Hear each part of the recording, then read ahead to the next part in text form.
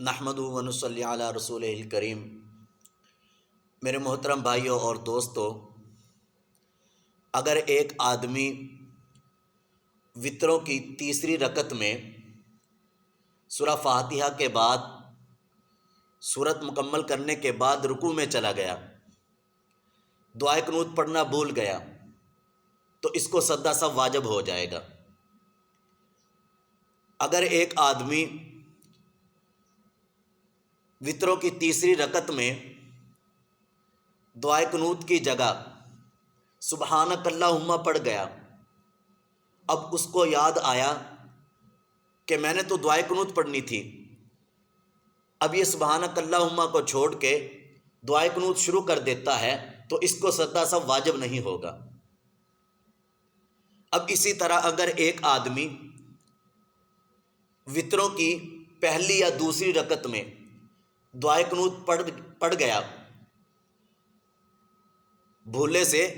پہلی یا دوسری رکعت میں دعائے قنوت پڑھ دی، تو اس کا کوئی اعتبار نہیں کیا جائے گا۔ تیسری رکعت میں پھر دوبارہ دعائے قنوت پڑھے گا اور آخر میں سجدہ سہو کرے گا، سجدہ سہو واجب ہو جائے گا۔ لیکن اسی طرح اگر ایک آدمی وطروں کی نماز ادا کر رہا ہے، وطروں کی نماز میں اب اس کو یہ شک و شبہ ہوا کہ نہ جانے یہ دوسری رکعت ہے یا تیسری رکعت ہے، تو یہ اپنے دل میں ایک گمان پیدا کرے گا۔ اگر اس کا گمان دوسری رکعت کی طرف زیادہ ہے تو دوسری رکعت کو سمجھے گا، اگر اس کا گمان تیسری رکعت کی طرف زیادہ ہے تو تیسری رکعت کو سمجھے گا۔ لیکن اب یہاں سوال یہ پیدا ہوتا ہے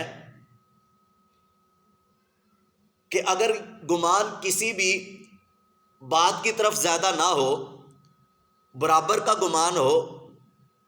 نہ زیادہ گمان دوسری رکعت کی طرف ہے نہ زیادہ گمان تیسری رکعت کی طرف ہے، تو اب یہ آدمی ایسا کرے گا کہ جس رکعت میں کھڑا ہے اس میں دعائے قنوت پڑھے گا، رکوع کرے گا، سجدہ کرے گا اور التحیات مکمل کر کے تیسری رکعت کے لیے اٹھ جائے گا، اس میں بھی دعائے قنوت پڑھے گا اور آخر میں سجدہ سہو کرے گا۔ تو اسی طرح اگر ایک آدمی نماز پڑھ رہا ہے، اب نماز کے اندر بھولے سے کچھ سوچنے لگا، نماز کے اندر خیال کہیں اور لگ گیا۔ مثال کے طور پر ایک آدمی رکوع سے اٹھ کر سیدھا کھڑا ہوتا ہے، اب سیدھا کھڑا ہونے کے بعد اس کا خیال کاروبار کی طرف لگا ہوا ہے، اس کا خیال گھر کی طرف لگا ہوا ہے، اس کا خیال بیوی بچوں کی طرف لگا ہوا ہے۔ اب اس خیال میں اس نے اتنی دیر لگا دی جتنی دیر میں 3 مرتبہ سبحان ربی العظیم کہتے ہیں، تو اس کو سجدہ سہو واجب ہو جائے گا۔ لیکن ہاں یہ بھولے سے ہے، مثال کے طور پر رکوع سے سیدھا کھڑا ہو کر کچھ دعائیں بھی ہیں جن کو پڑھنا مستحب ہے، یہاں اس طرح سے سجدہ سہو نہیں ہوگا۔ بھولے سے جب آدمی کھڑا ہوگا، کچھ بھی نہیں پڑھ رہا ہے اور کھڑا ہو کے کچھ سوچ رہا ہے، خیال اور کہیں لگا ہوا ہے، تب سجدہ سہو واجب ہوگا۔ اسی طرح مثال کے طور پر ایک آدمی ایک سجدہ کر کے بیٹھ جاتا ہے، یہاں بھی کچھ دعائیں پڑھنا مستحب ہے جن کو پڑھنا ثواب ہے،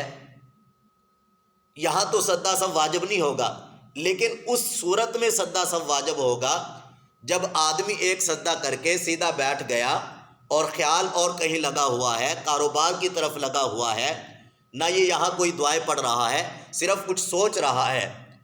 اور بھولا ہوا ہے بھولے سے کچھ سوچ رہا ہے، تو تب سجدہ سہو پڑھے گا۔ مثال کے طور پر ایک آدمی نماز کی دوسری یا چوتھی رکعت میں التحیات پڑھنے کے لیے بیٹھا ہے، اب التحیات نہیں پڑھ رہا لیکن خیال کہیں اور لگا ہوا ہے، پھر اس نے سوچا کہ میں نے تو التحیات پڑھنی تھی لیکن اتنی دیر لگا دی جتنی دیر میں سبحان ربی العظیم 3 مرتبہ کہا جاتا ہے، تو اس کو سجدہ سہو واجب ہو جائے گا۔ یاد رکھیے گا نماز کے اندر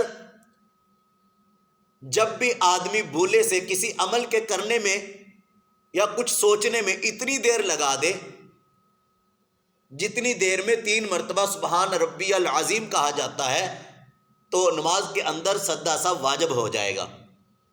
تو دعا ہے اللہ رب العزت بھائی ہم سب کو ان مسائل کو سمجھنے کی اور ان پر عمل کرنے کی توفیق عطا فرمائے۔ وآخر دعوانا ان الحمد للہ رب العالمین۔